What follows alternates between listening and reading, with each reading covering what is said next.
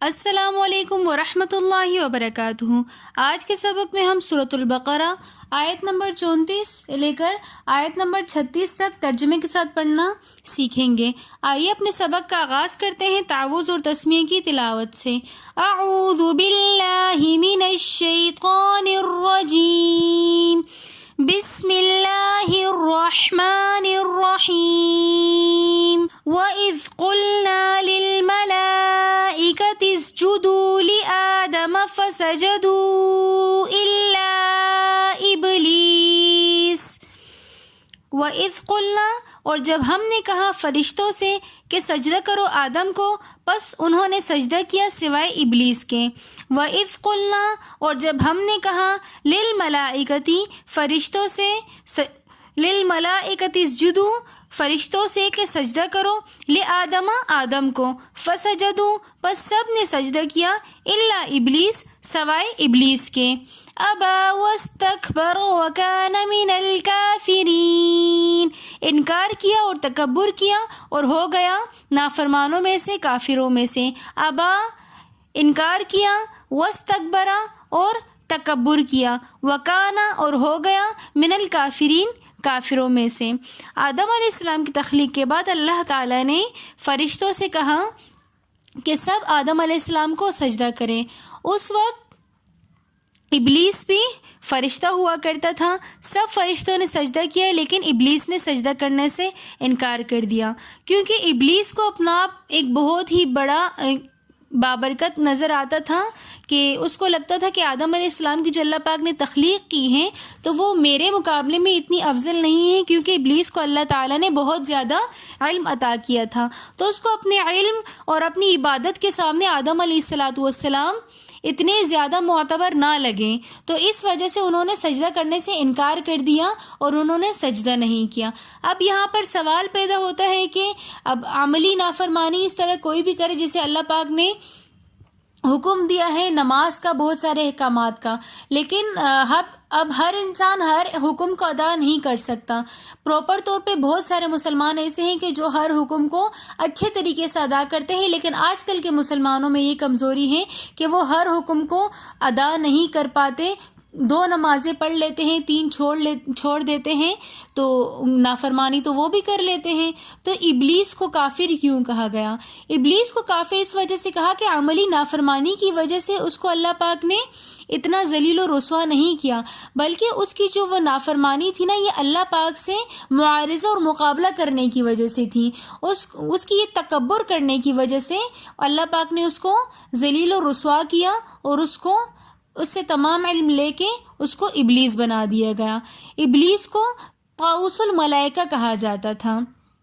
اللہ پاک نے ابلیس کو بہت زیادہ علم اور معرفت کا مقام دیا تھا، اسی وجہ سے اس کو طاؤس الملائکہ کہا جاتا تھا۔ پھر اس سے یہ حرکت کیسے صادر ہو گئی؟ اب سوال پیدا ہوتا ہے نا کہ ان کو اتنی زیادہ جو ہے نا اللہ پاک نے علم دیا، اور پھر ان کو ایک طاؤس الملائکہ کا خطاب بھی دیا گیا، لیکن پھر ان سے اس طرح کی حرکت کیوں صادر ہوئی؟ تو بعض علماء اس کے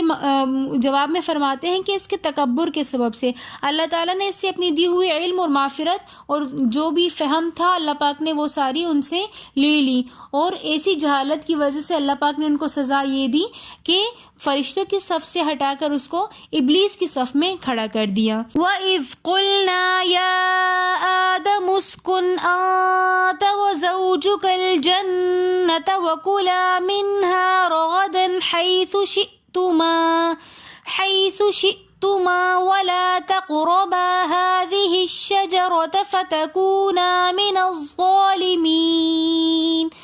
اور جب ہم نے کہا اے آدم رہو آپ اور آپ کی بیوی جنت میں، اور کھاؤ یہاں سے صبح شام جہاں سے چاہو، اور نہ جانا اس درخت کے قریب ورنہ ہو جاؤ گے ظالموں میں سے۔ وَقُلْنَا، اور جب ہم نے کہا یا آدم اے آدم رہو آپ، اسکن رہو آپ، اسکن انت رہو آپ، وزوجکل اور آپ کی بیوی، الجنہ جنت میں، وکلا منہا اور کھاؤ یہاں سے، رغدن صبح و شام، حیث شئتما جہاں سے تم چاہو، ولا تقربا اور نہ قریب جانا، ہذہ اس شجرہ درخت کے، ہذہ الشجرۃ اس درخت کے قریب نہ جانا، فتکونا ورنہ ہو جاؤ گے، من الظالمین ظالموں میں سے۔ فَأَزَلَّهُمَا الشَّيْطَانُ عَنْهَا فَأَخْرَجَهُمَا مِمَّا كَانَا فِيهِ وَقُلْنَا اهْبِطُوا بَعْضُكُمْ لِبَعْضٍ عَدُوٌّ وَلَكُمْ فِي الْأَرْضِ مُسْتَقَرٌّ وَمَتَاعٌ إِلَىٰ حِينٍ۔ پس بہکا دیا ان کو شیطان نے اور نکال دیا ان کو اس سے جس میں وہ تھے، اور ہم نے کہا اترو، تمہارا باز باز کا دشمن ہے، اور تمہارے لیے زمین میں ٹھکانہ ہے اور ساز و سامان ہے ایک وقت تک، متاعن ساز و سامان ہے یا فائدہ اٹھانا ہے، الی حین ایک وقت تک۔ فَأَزَلَّهُمَا اور ان کو بہکا دیا، الشیطان شیطان نے، فَأَزَلَّهُمَا الشَّيْطَانُ پس ان کو بہکا دیے شیطان نے، عنہا ان کو، فَأَخْرَجَهُمَا پس ان کو نکلوا دیا، مما کان فیہ جس عیش و عشرت اور آرام میں وہ تھے، وقلنا یہاں پر اللہ پاک فرما رہے ہیں، وقلنا اور ہم نے کہا، اہبطوا اترو، بعضکم تمہارا باز باز کا دشمن ہے، بعضکم تمہارا باز، لبعض عدو عدو دشمن کو کہتے ہیں، تمہارا باز باز کا دشمن ہے، ولکم اور تمہارے لیے، فی الارض زمین میں، مستقر ٹھکانہ ہے، ومتاع اور فائدہ اٹھانا ہے، الی حین ایک وقت تک۔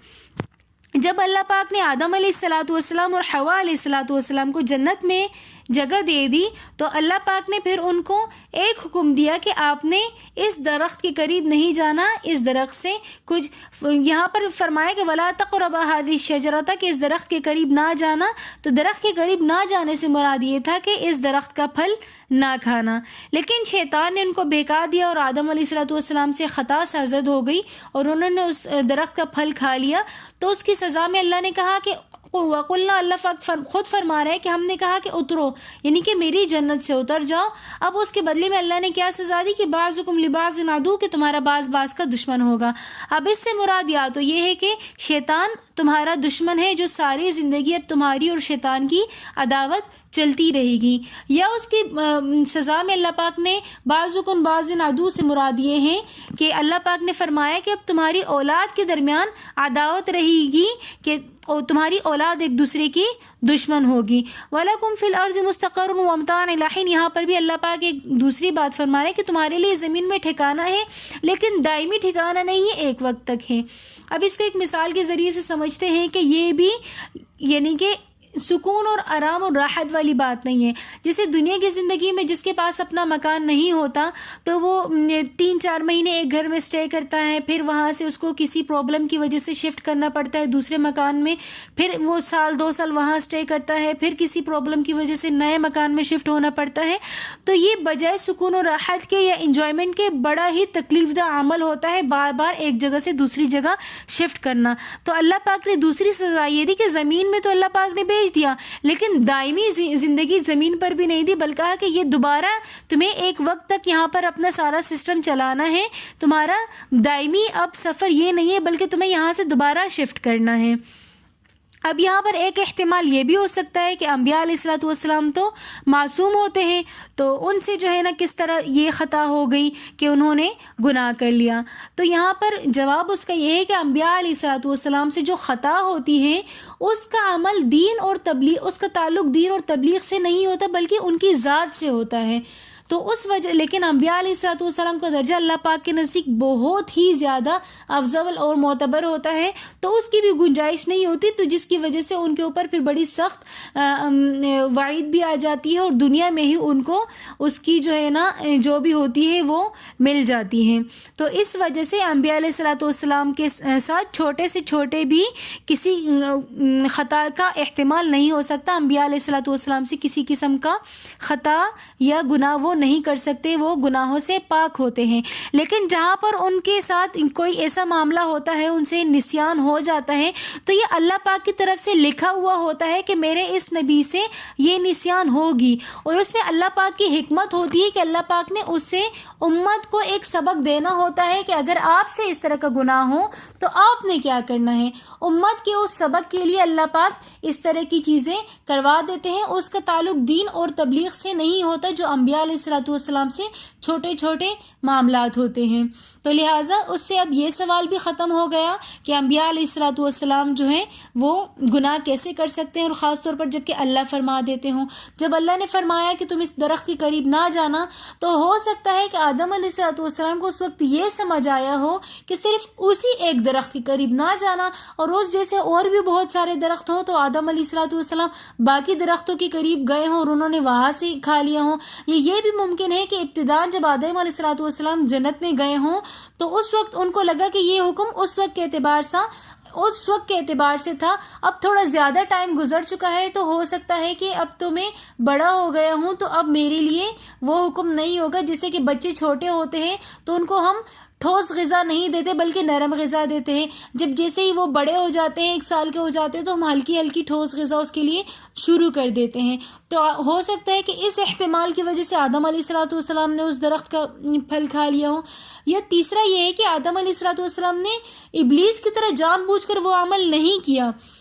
بلکہ شیطان کے بہکاوے میں آ کر آدم علیہ الصلوۃ والسلام سے وہ خطا ہوئی. اگر آپ کو ہماری آج کی ویڈیو پسند آئی ہو تو ویڈیو کو like, comment, share and subscribe ضرور کیجیے گا. ملتے ہیں نیکسٹ ویڈیو میں، تب تک کے لیے اللہ حافظ.